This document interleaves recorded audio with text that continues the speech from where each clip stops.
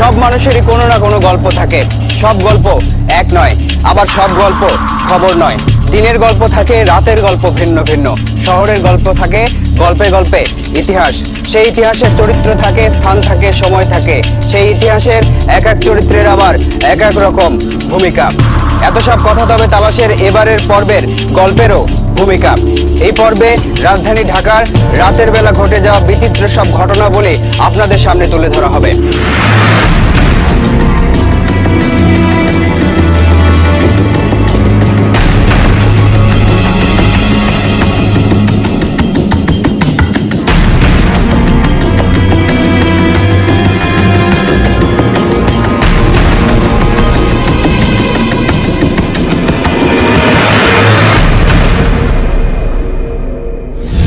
402 বছর, শুধু রাজধানী হিসেবেই এটা ঢাকার বয়স। এতগুলো বছরে ঢাকা শহরের আয়তন বেড়েছে, আর মানুষ বাড়তে বাড়তে এখন উপচে পড়ছে। শত বছর আগের পূর্ণিমায় ভেসে যাওয়া বুড়িগঙ্গা পাড়ের শহর ঢাকার রাতের গল্প বলতে, ইতিহাস থেকে নেয়া সুখের স্মৃতি রোমন্থন করতে আজ আপনাদের সামনে আসেনি। কর্মক্লান্ত দিনের শেষে যখন আপনারা বাসায় গিয়ে ঘুমিয়ে পড়েন, তখন এই শহরে কি কি ঘটনা ঘটে সেগুলোই দেখাতে এসেছি। এই শহরের নাম ঢাকা হলো কিভাবে তা নিয়ে অনেক গল্প আছে। ইতিহাসও শত শত বছরের। সেই ইতিহাসে একটা সাদা কালো শহরের রঙিন হয়ে ওঠার গল্প, একটা খোলামেলা শহরের কংক্রিটে ঢেকে যাওয়ার গল্প গেঁথে আছে সময়ের পরতে পরতে।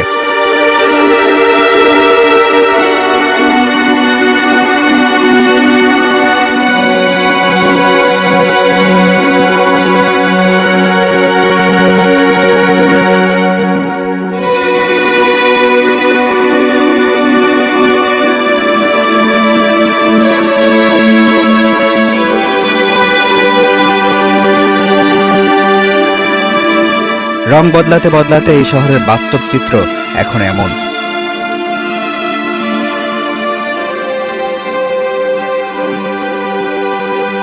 দিন বদলালে রাত আসে, কিন্তু ব্যস্ততার রেশ থেকে যায়। একটা সময় সে রেশও কমে আসে।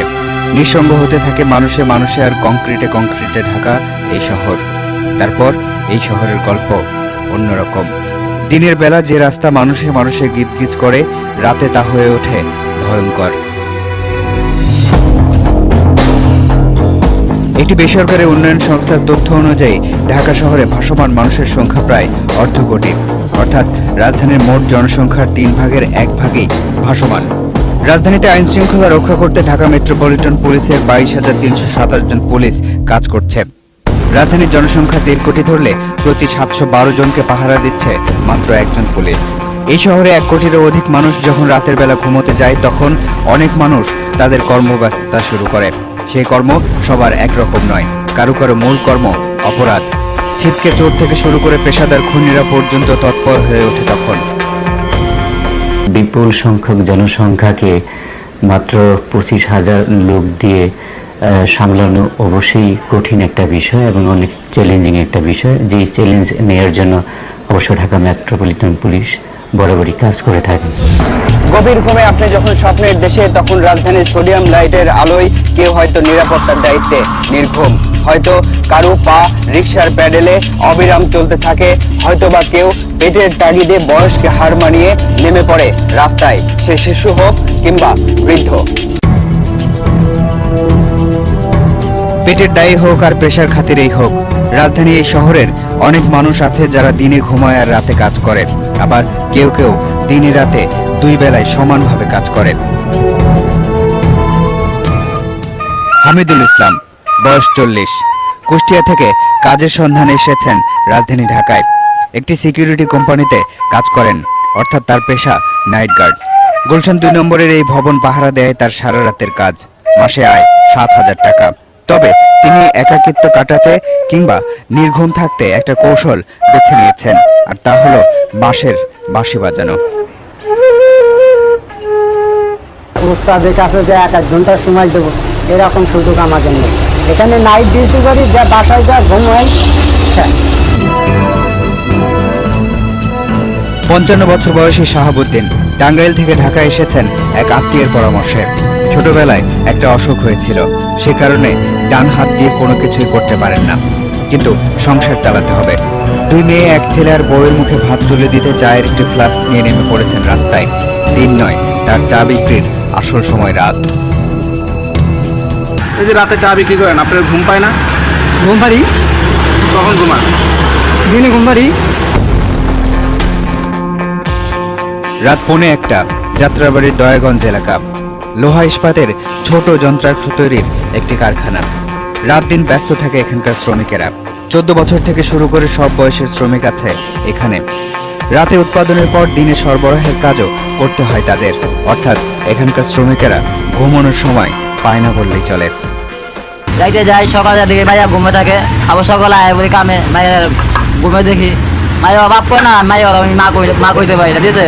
চিন্তে ঘরের বউ রাইতে ঢুকতে দেয় না ঘরে। এই ঢাকা শহরে যদি একটা রাত জেগে ঘোরেন তাহলে এমন সব দৃশ্য চোখে পড়বে যা কখনো দিনের বেলা দেখা সম্ভব নয়।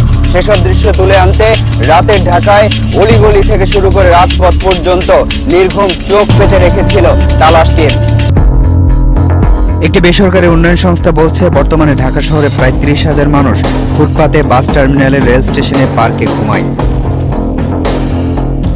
রাজধানীতে একমাত্র রাত্রিনিবাস মিরপুর 6 নম্বরে থাকলেও সেখানে থাকার জায়গা মাত্র 100 জনের।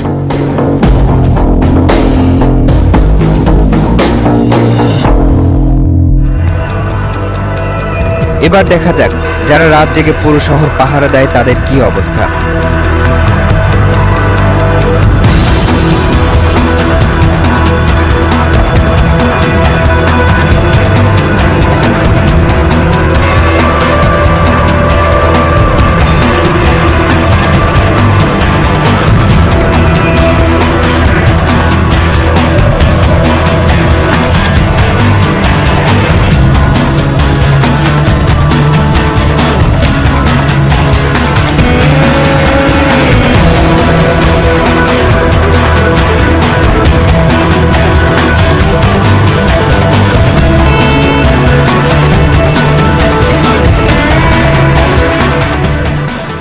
দিনে ঘুমান না? না, দিনে ঘুমাই কেমন? 24 ঘন্টা ডিউটি করে, 16 ঘন্টা ডিউটি করি। কইরা মনে করেন এরপর বাসায় যাই আবার অন্যরা কাজ করতে হয়, তারপরেও পোষাইতে পারি না। শুধু খেটে খাওয়া এসব মানুষের গল্প দিয়েই যদি রাজধানী ঢাকার রাতের গল্প শেষ হয়ে যেত তাহলে হয়তো রাতের ঢাকা মধুচন্দ্রিমার একটি উপযুক্ত স্থান বলে বিবেচিত হতো। কিন্তু বাস্তবতা এতটা মধুময় নয়, বরং অনেকটাই তিক্ততার। রাজধানীতে এক ভয়ঙ্কর আতঙ্কের নাম ছিনতাই। পুলিশের পরিসংখ্যানে দেখা যাচ্ছে চলতি বছর এ পর্যন্ত 1000-এর বেশি ছিনতাইয়ের ঘটনা ঘটেছে। বাস্তবে এ সংখ্যা আরো বেশি, কারণ অনেকেই ছিনতাইয়ের পর থানায় মামলা পর্যন্ত করতে যায় না। অনুসন্ধানে দেখা গেছে ছিনতাইকারীরা সময় ভাগ করে 4টি ধাপে রাজধানীতে ছিনতাই করে। প্রথম ধাপ সকাল 10টা থেকে বিকেল 4টা পর্যন্ত। স্পট মতিঝিল সহ বিভিন্ন বাণিজ্যিক এলাকা। টার্গেট ব্যাংকে টাকা জমা দেয়া কিংবা টাকা উত্তোলনকারী ব্যক্তি। দ্বিতীয় ধাপ বিকেল 4টা থেকে রাত 11টা পর্যন্ত। স্পট রাজধানীর বিভিন্ন অলিগলি। টার্গেট পথচারী। তৃতীয় ধাপ রাত 11টা থেকে ভোর 4টা। স্পট রাজধানীর অলিগলি সহ প্রধান সড়ক। টার্গেট রাতে ঘরে ফেরা মানুষ। চতুর্থ ধাপ ভোর 4টা থেকে ভোর 6টা পর্যন্ত। স্পট বাস, লঞ্চ টার্মিনাল ও রেল স্টেশনের আশপাশের গলি। টার্গেট দূরপাল্লার যাত্রী। রাত 3টা ঢাকা মেডিকেল কলেজ হাসপাতাল, জরুরি বিভাগ। ছিনতাইকারীদের কবলে পড়ে হাসপাতালে কাতরাচ্ছেন 5 জন ব্যক্তি। এরা সবাই মলম পার্টির খপ্পরে পড়েছে। ফোন দিয়েছি 12টার পরে, গাড়ি গ্যারেজে আসে না। এর ফোন দিতে মতো সরে ধরছে। সরে ধরার পর বলে আপনার ড্রাইভার মেলার দিয়ে ভালাই থিয়েছি, গাড়ি আপনি গ্যারেজ হবে না, গাড়ি আমরা গ্যারেজ করছি, আপনি ড্রাইভার নিয়ে সুস্থ করেন। পুলিশের পক্ষ থেকেও টহল বাড়ানো, ফুড পেট্রোল, তারপর ভেহিকুলার পেট্রোল, এগুলোকে নিয়মিত চালানো হতে থাকে। কিন্তু সব কিছুরই স্বল্পতার কারণে মাঝে মাঝে সেগুলোতে কখনো কখনো হিউম্যান এবং যান্ত্রিক কিছুটা লিমিটেশনস থাকছে।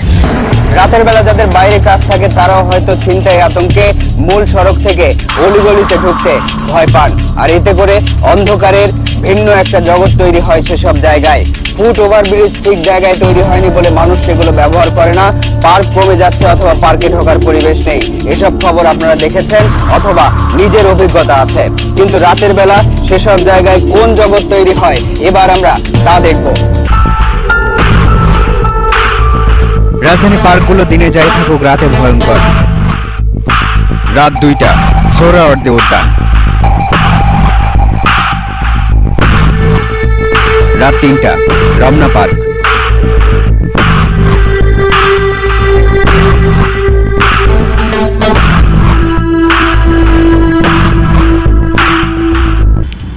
ইজরায়েলের ভিতরে থাকে না। এই আপনার সাথে তো হাঁটলেন, আমার সঙ্গে যেটা বলতেছেন সেটা হয়তো বা ভিতরে আসছিল, আমি তো দেখলাম, আপনারাও দেখলেন, আমাদের দেখা মাত্র দৌড় মারছে। দিনে যেসব ফুট ওভারব্রিজে হাঁটাই মুশকিল, সেখানে রাতে কি চিত্র দেখা যাক।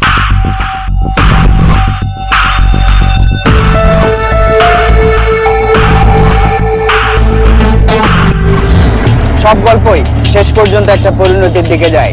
আমরা যে রাজধানীর রাতের গল্প শুরু করেছি সেটাও একটা পরিণতির দিকেই যাবে, কারণ রাতের পরিণতি শেষ পর্যন্ত দিন হতেই। কিন্তু রাজধানীর রাত শেষ হতে এখনো অনেক সময়। বাকি গল্প আমরা শুনবো 4 মিনিট বিরতির পর।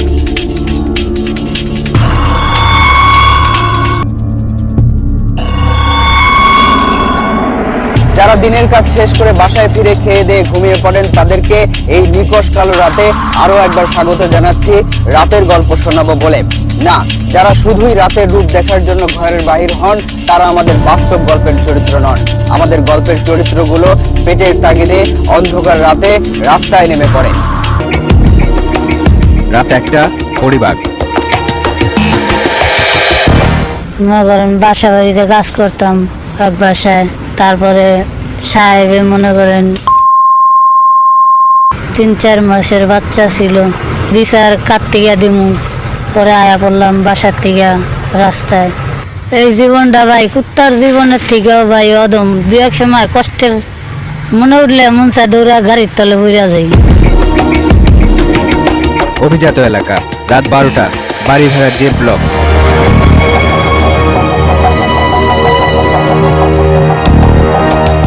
রাত 12:30, গুলশান 2-এর 74 নম্বর রোড।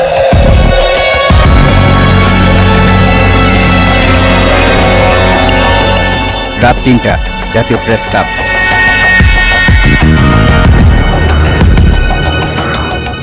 কিন্তু এটা আছে কুকুর মরলে আপনার সাক্ষাৎকার নেন, পেপারে দেয়, খবর দেয়, কিন্তু আমাকে সাক্ষাৎকার কেন নেন না আপনারা? সরকার একটা কর্ম দিত, সংসার নিয়ে চলতে পারতাম, এতিম বাচ্চা মারে নিয়ে মান সম্মানে পালবি থাকতে পারতাম, তাহলে আমরা এই জগৎ আসতাম না।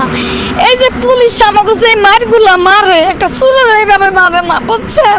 আমি 10টা বাচ্চা নষ্ট করছি, একটা বাচ্চা মানুষের দেয়া ফেলাইছি, আর একটা বাচ্চা আমার মার কাছে।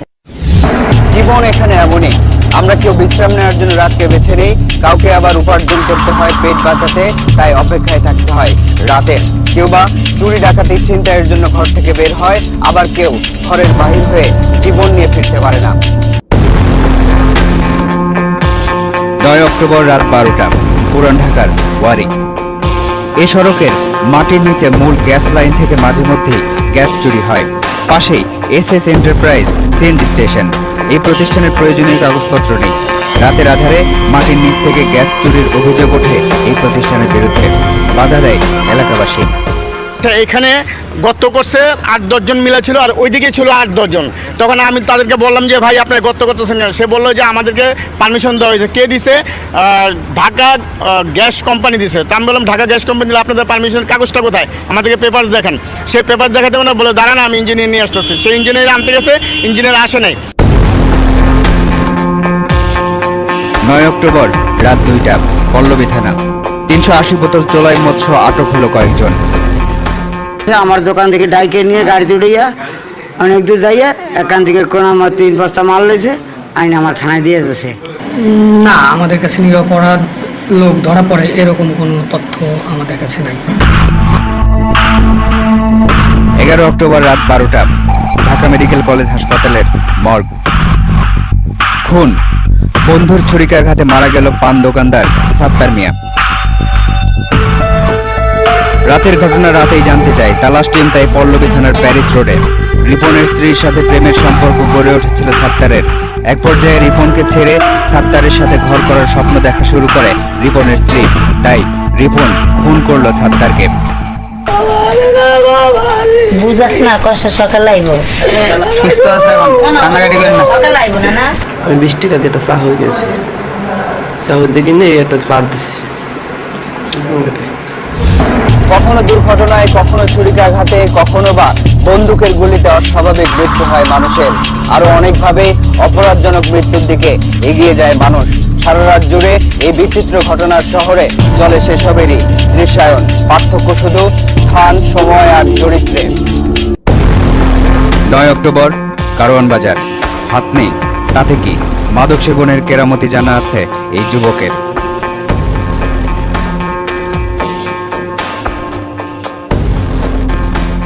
11 অক্টোবর রাত 9টা। মতিঝিল আইডিয়াল স্কুল অ্যান্ড কলেজের বিপরীত পাশের এই দৃশ্য দেখে বোঝার উপায় নেই যে এখানে কি হচ্ছে। হচ্ছে মাদক বেচাকেনা।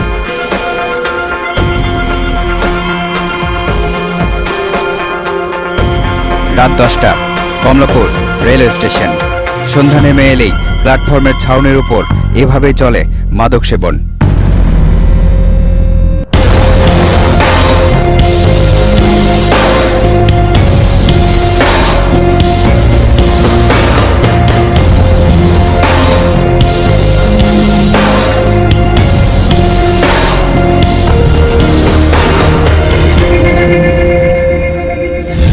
এতক্ষণ ধরে রাতের ঢাকায় বিভিন্ন পেশার মানুষের কর্মকাণ্ড দেখলেন, এবার ভিন্ন রকম একটি পেশা দেখে আসা যাক। 9 অক্টোবর রাত 11টা। কখনো কখনো দিনের চেয়ে রাতে বেশি ব্যস্ত থাকে রাজধানীর কারওয়ান বাজার। দেশের বিভিন্ন প্রান্ত থেকে সবজি, কাঁচামাল রাতে এসে পৌঁছায় এই কারওয়ান বাজারে। রাতের মধ্যেই চলে যায় রাজধানীর বিভিন্ন পাইকারি এবং খুচরা বাজারে। এখানে 12 জনের একটা দলের দিকে নজর পড়লো তালাশ টিমের। তারা কাজ করছে কিন্তু একটু ভিন্ন রকম। যেসব ট্রাক কারওয়ান বাজারে ঢোকে সেসব ট্রাকের দিকে করা নজর এই দলের সদস্যদের।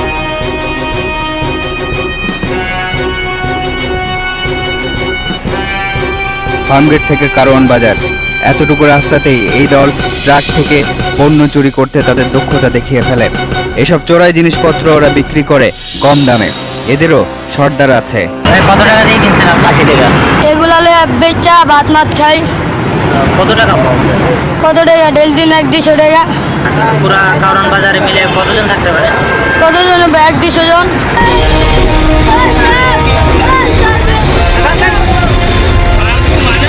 আমার মুরগি ও চুরি করে মহাজন খালি দোষী হয়ে যাবে। আমি আজকে আইছি।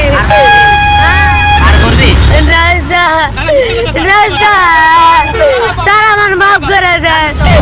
হয়তো এমন আরো অনেক ঘটনাই আছে যা আমাদেরও চোখে পড়েনি। একটা শহরের ধারণ ক্ষমতা, কর্মসংস্থান ক্ষমতা আর মানুষের সংখ্যার মধ্যে ভারসাম্য না থাকলে এমন অনেক ঘটনাই ঘটা সম্ভব। এবার যেতে হবে। আজ চলে যাচ্ছি কিন্তু যাচ্ছি না। পরবর্তী অনুসন্ধান শেষে তালাশ টিম আবারও এসে দাঁড়াবে আপনাদের সামনে। দর্শক, আপনাদেরকে নিয়ে, আপনাদের জন্য এই অনুষ্ঠান। লিখুন এই ঠিকানায়। প্রযোজক তালাশ, ইন্ডিপেন্ডেন্ট টেলিভিশন, 149 150 তেজগাঁও শিল্প এলাকা, ঢাকা 1208।